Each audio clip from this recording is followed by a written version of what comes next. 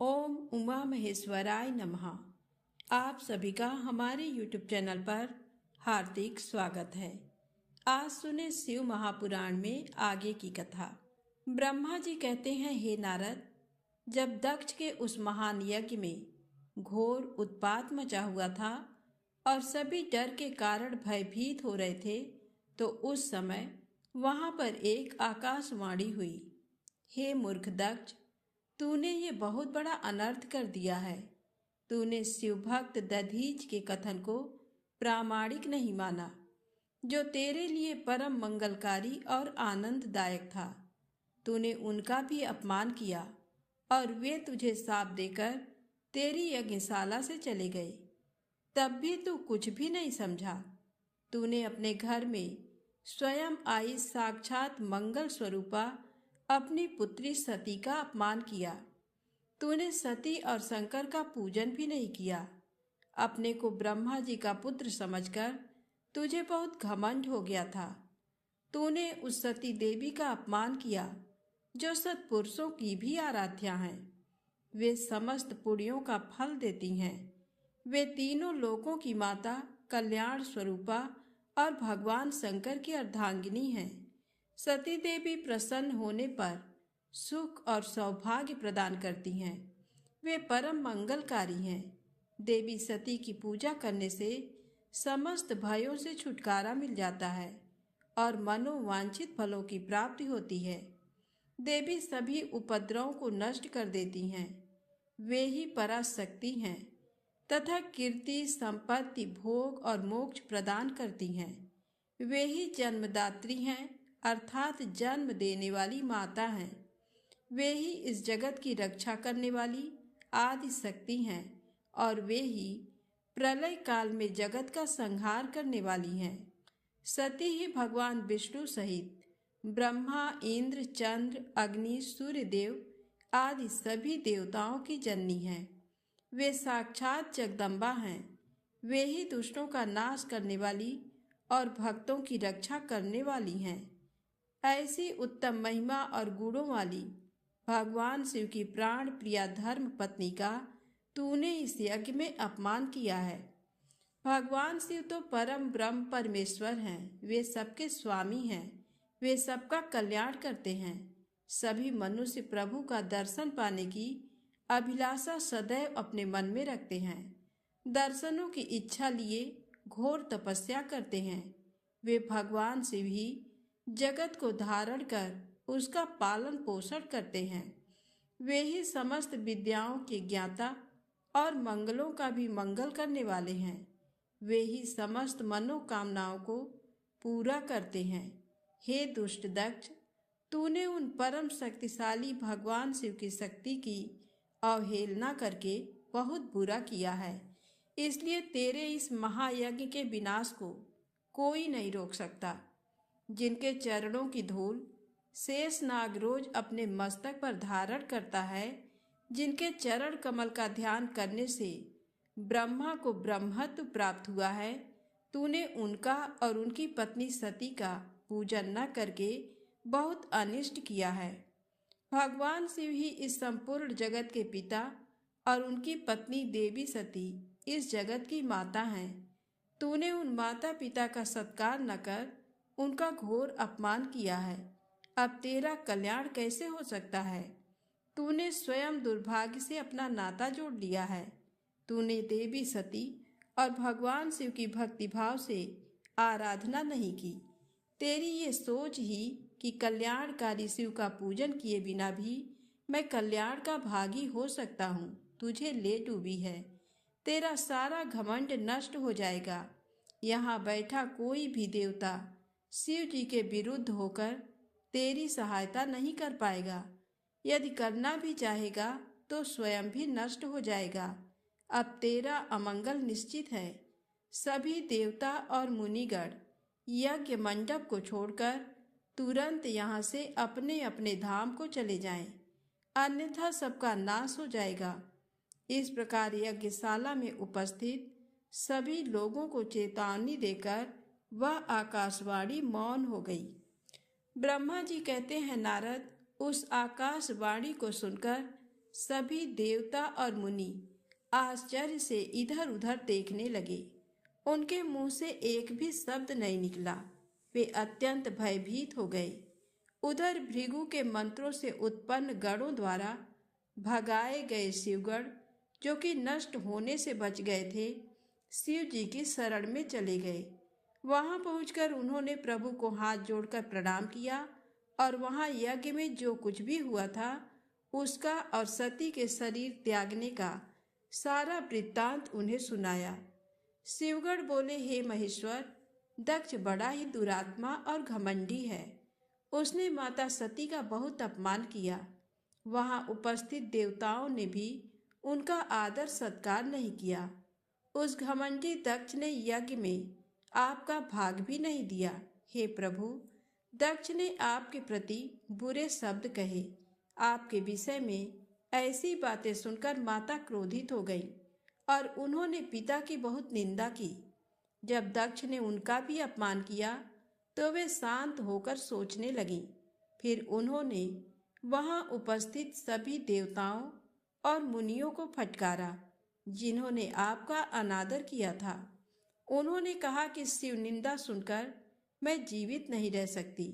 ये कहकर उन्होंने योगाग्नि में जलकर अपना शरीर भस्म कर दिया। ये देखकर बहुत से पार्षदों ने माता के साथ ही अपने शरीर की आहुति दे दी। तब हम सब शिवगण उस यज्ञ को विध्वंस करने के लिए तेजी से आगे बढ़े, परंतु भृगु ऋषि ने मंत्रों द्वारा गणों को उत्पन्न कर हम पर आक्रमण कर दिया। हम में से बहुत से गणों को उन भृगु के गणों ने मार डाला। तब वहां आकाशवाणी हुई जिसने कहा कि तुम्हारा अंत अब निश्चित है तथा जो भी देवता एवं मुनि तुम्हारा साथ देंगे वे भी पाप के भागी बनकर मृत्यु को प्राप्त होंगे। ये सुनकर सभी उपस्थित लोग वहां से चले गए और हम यहाँ आपको इस विषय में बताने के लिए आपके पास चले आए। हे कल्याणकारी भगवान शिव, आप उस महादुष्ट अधर्मी दक्ष को उसके अपराध का कठोर दंड अवश्य दें। ये कहकर सभी गण चुप हो गए। ब्रह्मा जी बोले, हे नारद, अपने पार्षदों की बातें सुनकर भगवान शिव ने उस यज्ञ की सारी बातें और जानकारी जानने के लिए तुम्हारा स्मरण किया। उनके स्मरण करते ही तुम वहां जा पहुँचे और भक्ति भाव से नमस्कार करके चुपचाप खड़े हो गए। तब महादेव जी ने तुमसे दक्ष के यज्ञ के विषय में पूछा। तब तुमने उत्तम भाव से उस यज्ञशाला में जो हुआ था वह सब वृत्तांत उन्हें सुना दिया। सारी बातों से अवगत होते ही भगवान शिव अत्यंत क्रोधित हो गए। पराक्रमी शंकर के क्रोध का कोई अंत न रहा। तब लोक संहारी शंकर ने अपनी जटा का एक बाल उखाड़कर उसे कैलाश पर्वत पर दे मारा। जैसे ही वह बाल जमीन पर गिरा उसके 2 टुकड़े हो गए। उस समय वहां बहुत भयंकर गर्जना हुई। बाल के प्रथम भाग से महापराक्रमी महाबली वीरभद्र प्रकट हुए, जो समस्त शिवगणों में शिरोमणि हैं। उनका शरीर बहुत बड़ा और विशाल था। उनकी 1000 भुजाएं थीं। उस जटा के दूसरे भाग से अत्यंत भयंकर और करोड़ों भूतों से घिरी हुई महाकाली उत्पन्न हुई। उस समय रुद्रदेव के क्रोध पूर्वक सांस लेने से 100 प्रकार के ज्वर और अनेक प्रकार के रोग पैदा हो गए। वे सभी शरीरधारी, क्रूर और भयंकर थे। वे अग्नि के समान तेज से प्रज्वलित थे। तब वीरभद्र और महाकाली ने दोनों हाथ जोड़कर भगवान शिव को प्रणाम किया। वीरभद्र बोले, हे महारुद्र, आपने सोम, सूर्य और अग्नि को अपने तीनों नेत्रों में धारण किया है। हे प्रभु, कृपा कर मुझे आज्ञा दीजिए कि मुझे क्या कार्य करना है। क्या मुझे पृथ्वी के सभी समुद्रों को एक क्षण में सुखाना है या संपूर्ण पर्वतों को पीसकर पल भर में ही मसल कर चूर्ण बनाना है। हे प्रभु, मैं इस ब्रह्मांड को भस्म कर दूं या मुनियों को जला दूं। भगवान, आपका आदेश पाकर मैं समस्त लोकों में उलट पुलट कर सकता हूँ। आपके इशारा करने से ही मैं जगत के समस्त प्राणियों का विनाश कर सकता हूँ। आपकी आज्ञा पाकर मैं इस संसार में सभी कार्यों को कर सकता हूँ। हे प्रभु, मेरे समान पराक्रमी न तो कोई हुआ है और ना ही होगा। भगवान, आपकी आज्ञा से हर कार्य सिद्ध हो सकता है। मुझे ये सभी शक्तियाँ आपकी ही कृपा से प्राप्त हुई है। बिना आपकी आज्ञा के एक दिन का भी नहीं हिल सकता। हे करुणा निधान, मैं आपके चरणों में प्रणाम करता हूँ। आप अपने कार्य की सिद्धि की जिम्मेदारी मुझे सौंपिए। मैं उसे पूर्ण करने का पूरा प्रयास करूँगा। हे प्रभु, आपके चरणों का मैं हर समय चिंतन करता रहता हूँ। आपकी भक्ति परम उत्तम है। आप बिना कहे ही अपने भक्तों की समस्त इच्छाओं को पूरा करके उन्हें मनोवांछित और अभीष्ट फल प्रदान करते हैं। आप भक्त वत्सल हैं। भगवान, मुझे कार्य करने का आदेश दें तथा साथ ही उस कार्य की सफलता का भी आशीर्वाद दें। ब्रह्मा जी बोले, हे मुनिश्रेष्ठ, वीरभद्र के ये वचन सुनकर शिव जी को बहुत संतोष हुआ तथा उन्होंने वीरभद्र को अपना आशीर्वाद प्रदान किया। भगवान शिव बोले, पार्षदों में श्रेष्ठ वीरभद्र, तुम्हारी जय हो। ब्रह्मा जी का पुत्र दक्ष बड़ा ही दुष्ट है। उसे अपने पर बहुत घमंड है। इस समय वह एक बहुत बड़ा यज्ञ कर रहा है। उसने उस यज्ञ में मेरा बहुत अपमान किया है। मेरी पत्नी ने मेरा अपमान होता हुआ देखकर उसी यज्ञ की अग्नि में अपने शरीर को भस्म कर दिया है। अब तुम सपरिवार उस यज्ञ में जाओ। वहाँ यज्ञशाला में जाकर तुम उस यज्ञ को विनष्ट कर दो। यदि देवता, गंधर्व अथवा कोई अन्य तुम्हारा सामना करे और तुम्हें ललकारे तो तुम उसे वहीं भस्म कर देना। दधीच की दी हुई चेतावनी के बाद भी जो देवतागण वहाँ यज्ञ में मौजूद हैं, तुम उन्हें भी भस्म कर देना, क्योंकि वे सभी मुझसे बैर रखते हैं। तुम उन सभी को बंधु बांधवों सहित जलाकर भस्म कर देना। वहाँ कलशों में भरे हुए जल को पी लेना। इस प्रकार वैदिक मर्यादा के पालक भक्त वत्सल करुणा निधान शिव ने क्रोधित होकर वीरभद्र को यज्ञ का विनाश करने का आदेश दिया। ब्रह्मा जी कहते हैं, नारद, महेश्वर के आदेश को आदर पूर्वक सुनकर वीरभद्र ने शिव जी को प्रणाम किया। तत्पश्चात उनसे आज्ञा लेकर वीरभद्र यज्ञशाला की ओर चल दिए। शिव जी ने प्रलय की अग्नि के समान और करोड़ों गणों को उनके साथ भेज दिया। वे अत्यंत तेजस्वी थे। वे सभी वीरगण कौतूहल से वीरभद्र के साथ साथ चल दिए। उसमें हजारों पार्षद वीरभद्र की तरह ही महापराक्रमी और बलशाली थे। बहुत से काल के भी काल भगवान रुद्र के समान थे। वे शिव जी के समान ही शोभा पा रहे थे। तत्पश्चात वीरभद्र शिव जी जैसा वेश धारण कर ऐसे रथ पर चढ़कर चले जो 400 हाथ लंबा था और इस रथ को 10,000 शेर खींच रहे थे और बहुत से हाथी, शार्दूल, मगर, मत्स्य उस रथ की रक्षा के लिए आगे आगे चल रहे थे।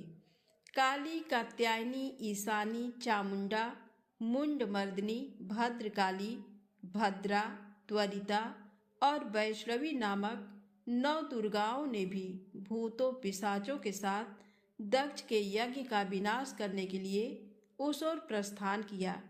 डाकिनी, शाकिनी, भूत, पिशाच, प्रमथ, गुह्यक, कूष्मांड, परपट, चटक, ब्रह्म राक्षस, भैरव तथा क्षेत्रपाल आदि सभी वीरगण भगवान शिव की आज्ञा पाकर दक्ष के यज्ञ का विनाश करने के लिए यज्ञशाला की ओर चल दिए।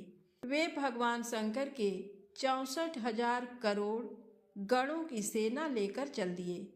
उस समय भेड़ियों की गंभीर ध्वनि होने लगी। अनेकों प्रकार के शंख चारों दिशाओं में बजने लगे। उस समय जटाहर, मुखों तथा श्रृंगों के अनेक प्रकार के शब्द हुए। भिन्न भिन्न प्रकार की सींगें बजने लगीं। महामुनि नारद उस समय वीरभद्र की उस यात्रा में करोड़ों सैनिक, शिवगढ़ एवं भूत पिशाच शामिल थे। इसी प्रकार महाकाली की सेना भी शोभा पा रही थी। इस प्रकार वीरभद्र और महाकाली दोनों की विशाल सेनाएं उस दक्ष के यज्ञ का विनाश करने के लिए गाजे बाजे के साथ आगे बढ़ने लगीं। उस समय अनेक शुभ शगुन होने लगे। ब्रह्मा जी बोले, हे नारद, जब वीरभद्र और महाकाली की विशाल चतुरंगिणी सेना अत्यंत तीव्र गति से दक्ष के यज्ञ की ओर बढ़ी तो यज्ञ उत्सव में अनेक प्रकार के अपशकुन होने लगे। वीरभद्र के चलते ही यज्ञ में विध्वंस की सूचना देने वाला उत्पात होने लगा। दक्ष की बाईं आंख, बाईं भुजा और बाईं जांघ फड़कने लगी। वाम अंगों का फड़कना बहुत अशुभ होता है। उस समय यज्ञशाला में भूकंप आ गया। दक्ष को कम दिखाई देने लगा। भरी दोपहर में उसे आसमान में तारे दिखने लगे। दिशाएं धुंधली हो गईं। सूर्य में काले काले धब्बे दिखाई देने लगे। ये धब्बे बहुत डरावने लग रहे थे। बिजली और अग्नि के समान सारे नक्षत्र उन्हें टूट टूट कर गिरते हुए दिखने लगे। वहां यज्ञशाला में हजारों गिद्ध दक्ष के सिर पर मंडराने लगे। उस यज्ञ मंडप को गिद्धों ने पूरा ढक दिया था। वहां एकत्र गीदड़ बड़ी भयानक और डरावनी आवाजें निकाल रहे थे। सभी दिशाएं अंधकारमय हो गई थी। वहां अनेक प्रकार के अपशकुन होने लगे। फिर उसी समय वहां आकाशवाणी हुई, ओ महामूर्ख दुष्ट दक्ष, तेरे जन्म को धिक्कार है। तू बहुत बड़ा पापी है। तूने भगवान शिव की बहुत अवहेलना की है। तूने देवी सती, जो कि साक्षात जगदम्बा रूप है, का भी अनादर किया है। सती ने तेरी ही वजह से अपने शरीर को योगाग्नि में जलाकर भस्म कर दिया है। तुझे तेरे कर्मों का फल जरूर मिलेगा। आज तुझे तेरी करनी का फल अवश्य ही मिलेगा। साथ ही यहाँ उपस्थित सभी देवताओं और ऋषि मुनियों को भी अवश्य ही उनकी करनी का फल मिलेगा। भगवान शिव तुम्हें तुम्हारे पापों का फल जरूर देंगे। इस प्रकार कहकर वह आकाशवाणी मौन हो गई। उस आकाशवाणी को सुनकर और वहाँ यज्ञशाला में प्रकट हो रहे अनेक अशुभ लक्षणों को देखकर दक्ष तथा वहाँ उपस्थित सभी देवतागण भय से कांपने लगे। दक्ष को अपने द्वारा किए गए व्यवहार का स्मरण होने लगा। उसे अपने किए पर बहुत पछतावा होने लगा। तब दक्ष सहित सभी देवता श्री हरि विष्णु की शरण में गए। वे डरे हुए थे। भय से कांपते हुए वे सभी लक्ष्मीपति विष्णु जी से अपने जीवन की रक्षा की प्रार्थना करने लगे। दक्ष बोले, हे विष्णु, हे कृपा निधान, मैं बहुत भयभीत हूँ। आपको ही मेरी और मेरे यज्ञ की रक्षा करनी है। प्रभु, आप ही इस यज्ञ के रक्षक हैं। आप साक्षात यज्ञ स्वरूप हैं। आप हम सब पर अपनी कृपा दृष्टि बनाइए। हम सब आपकी शरण में आए हैं। प्रभु, हमारी रक्षा करें ताकि यज्ञ का विनाश ना हो। ब्रह्मा जी कहते हैं, हे मुनि नारद, इस प्रकार जब दक्ष ने भगवान विष्णु के चरणों में गिरकर उनसे प्रार्थना की, उस समय दक्ष का मन भय से बहुत अधिक व्याकुल था। तब श्री हरि ने दक्ष को उठाकर अपने मन में करुणा निधान भगवान शिव का स्मरण किया और शिव तत्व के ज्ञाता श्री हरि दक्ष को समझाते हुए बोले, दक्ष, तुम्हें तत्व का ज्ञान नहीं है, इसलिए तुमने सबके अधिपति भगवान शंकर की अवहेलना की है। भगवान की स्तुति के बिना कोई भी कार्य सफल नहीं हो सकता। उस कार्य में अनेक परेशानियां आती हैं। जहां पूजनीय व्यक्तियों की पूजा नहीं होती, वहां गरीबी, मृत्यु तथा भय का निवास होता है। इसलिए तुम्हें भगवान शिव का सम्मान करना चाहिए, परंतु तुमने महादेव का सम्मान और आदर सत्कार नहीं किया, अपितु तुमने उनका घोर अपमान किया है। इसी के कारण तुम्हारे ऊपर घोर संकट के बादल मंडरा रहे हैं। मैं तुम पर छाए इस संकट से तुम्हें उबारने में पूर्णतः असमर्थ हूँ। ब्रह्मा जी कहते हैं, नारद, भगवान विष्णु का वचन सुनकर दक्ष सोच में डूब गया। उसके चेहरे का रंग उड़ गया और वे घोर चिंता में पड़ गए। तभी भगवान शिव द्वारा भेजे गए गणों सहित वीरभद्र और महाकालिका उनकी सेनाओं सहित उस यज्ञशाला में प्रवेश हुआ। वे सभी महान पराक्रमी थे, उनकी गणना करना असंभव था। उनके सिंहनाद से सारी दिशाएं गूंज रही थी। पूरे आसमान में धूल और अंधकार के बादल छाए हुए थे। पूरी पृथ्वी पर्वतों, वनों और काननों सहित कांप रही थी। समुद्रों में ज्वार भाटा उठ रहा था। उस विशाल काय सेना को देखकर समस्त देवता आश्चर्यचकित थे। उन्हें देखकर दक्ष अपनी पत्नी के साथ भगवान विष्णु के चरणों में गिर पड़े और बोले, हे प्रजापालक विष्णु, आपके बल से ही मैंने इस विशाल यज्ञ का आयोजन किया था। प्रभु, आप कर्मों के साक्षी तथा यज्ञों के प्रतिपालक हैं। आप ही धर्म के रक्षक हैं। अतः प्रभु श्री हरि, आप ही यज्ञ को विनाश से बचा सकते हैं। इस प्रकार दक्ष की विनीत पूर्ण बातों को सुनकर श्री हरि उन्हें समझाते हुए बोले, दक्ष, निश्चय ही मुझे इस यज्ञ की रक्षा करनी चाहिए, परंतु देवताओं के क्षेत्र नैमिषारण्य की उस घटना का स्मरण करो। इस यज्ञ के आयोजन में क्या तुम उस घटना को भूल गए हो? यहाँ इस यज्ञशाला की ओर तुम्हारी रक्षा करने में कोई भी देवता समर्थ नहीं है। इस समय जब महादेव जी के गण और उनके सेनापति वीरभद्र तुम्हें भगवान शिव का अपमान करने का दंड देने आए हैं, उस समय कोई मूर्ख ही तुम्हारी सहायता को आगे आ सकता है। दक्ष, केवल कर्म ही समर्थ नहीं होता, अपितु कर्म को करने में जिसके सहयोग की आवश्यकता होती है उसका भी उतना ही महत्व है। भगवान शिव ही कर्मों के कल्याण की शक्ति देते हैं। जो शांत मन से भक्ति पूर्वक उनकी पूजा अर्चना करता है, महादेव जी उसे तत्काल ही उस कर्म का फल देते हैं। जो मनुष्य ईश्वर के अस्तित्व को नहीं मानते वे नरक के भागी होते हैं। दक्ष, ये वीरभद्र शंकर के गणों का ऐसा सेनापति है जो शिव जी के शत्रु का तुरंत नाश कर देता है। निस्संदेह ये तुम्हारा तथा यहाँ पर उपस्थित सभी लोगों का नाश कर देगा। शिव जी की आज्ञा का उल्लंघन करके मैं तुम्हारे यज्ञ में आया हूँ, जिसका दुष्परिणाम मुझे भी भोगना पड़ेगा। अब इस विनाश को रोकने की शक्ति मेरे पास नहीं है। यदि हम यहाँ से भागकर स्वर्ग, पाताल और पृथ्वी कहीं भी छिप जाएं, तो भी वीरभद्र के शस्त्र हमें ढूंढ लेंगे। शिव जी के सभी गण बहुत शक्तिशाली हैं। विष्णु जी ये कह ही रहे थे कि वीरभद्र अपनी अजय सेना के साथ यज्ञ मंडप में आ पहुंचा। ब्रह्मा जी कहते हैं, नारद, जब शिव जी की आज्ञा पाकर वीरभद्र की विशाल सेना ने यज्ञशाला में प्रवेश किया तो वहां उपस्थित सभी देवता अपने प्राणों की रक्षा के लिए शिवगणों से युद्ध करने लगे, परंतु शिवगणों की वीरता और पराक्रम के आगे उनकी एक न चली। सारे देवता पराजित होकर वहां से भागने लगे। तब इंद्र आदि लोकपाल युद्ध के लिए आगे आए। उन्होंने गुरुदेव बृहस्पति जी को नमस्कार कर उनसे विजय के विषय में पूछा। उन्होंने कहा, हे गुरुदेव बृहस्पति, हम ये जानना चाहते हैं कि हमारी विजय कैसे होगी। उनकी ये बात सुनकर बृहस्पति जी बोले, हे इंद्र, समस्त कर्मों का फल देने वाले तो ईश्वर हैं। सभी को अपनी करनी का फल अवश्य भुगतना पड़ता है। जो ईश्वर के अस्तित्व को जानकर और समझकर उनकी शरण में आकर अच्छे कर्म करता है, उसी को उसके सत्कर्मों का फल मिलता है। परंतु जो ईश्वर की आज्ञा के विरुद्ध कार्य करता है वह ईश्वर द्रोही कहलाता है और उसे किसी भी अच्छे फल की प्राप्ति नहीं होती। उन परम पुण्य भगवान शिव के स्वरूप को जानना अत्यंत कठिन है। वे सिर्फ अपने भक्तों के ही अधीन हैं, इसलिए उन्हें भक्त वत्सल भी कहा जाता है।